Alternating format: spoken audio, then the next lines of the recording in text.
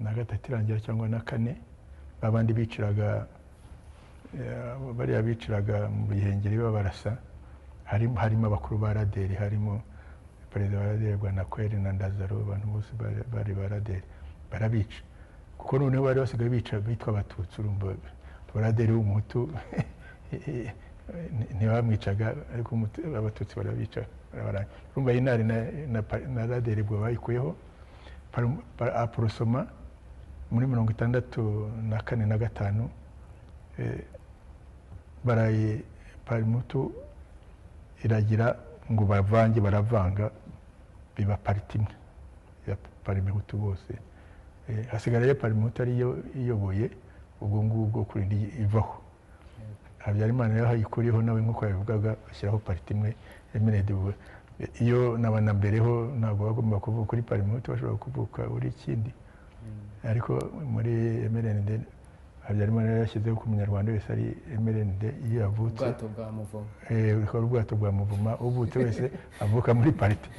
Urumva rero nk'uko yabivugaga, nyuma y'amapariti yenda atangiye kuzira, hagiyeho ya pressure nk'uko yabivugaga, Frank yabivugaga, ari pressure yacu, hakaba na pressure y'ababaga amafaranga buriya bihugu, noneho ashyiraho amapariti menshi. Ayashyizeho ayo mapariti rero atangira kumushyiraho pressure ati kuki mutaganira n'abariya, hakaba pressure yacu, hakaba n'iya y'amapariti, ndetse aho muri 43 iboneye ko ibintu bigiye ku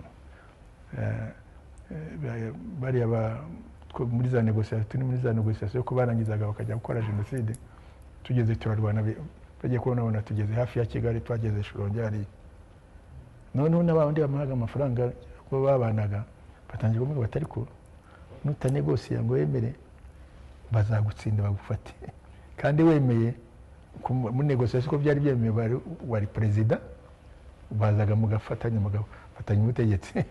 Noneho habaho iyo pressure nawe yo kumubwira ngo hari pressure y'intambara, hakaba pressure y'amapariti yamubwiraga, hanyuma hakaba pressure rero noneho nabo bamuhaga amafaranga. Ariko pressure y'amapariti yaje kugabanuka nk'uko yabivugaga Frank, agiriye amapariti ayiciremo ibice. Aba pawa no kuvuga abahutu bagiye mu ko basanga abandi bahutu, mbese bikabagira icyo bita hutu pawa, na nubwo ari pawa ni hutu pawa. Niba iryo jambo rya Karamira ni warivuze mbere, hutu pawa.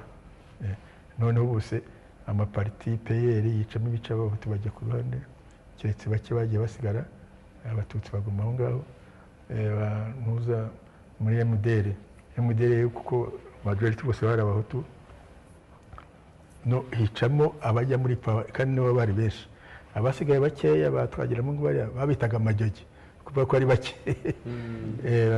Aho bose rero na CDR na MDR harana n'utundi dupariti dutoya n'iki, noneho biba hutu pawa movement iri hamwe, ndetse n'abatari mu mapariti bari wenda bagara abana bagenda aho ngaho bashobora kujya kwambura, gutoragura ibintu n'iki, bose bajya muri pawa. Ubwo biri forming icyo gihiriri kinini cya pawa kigomba,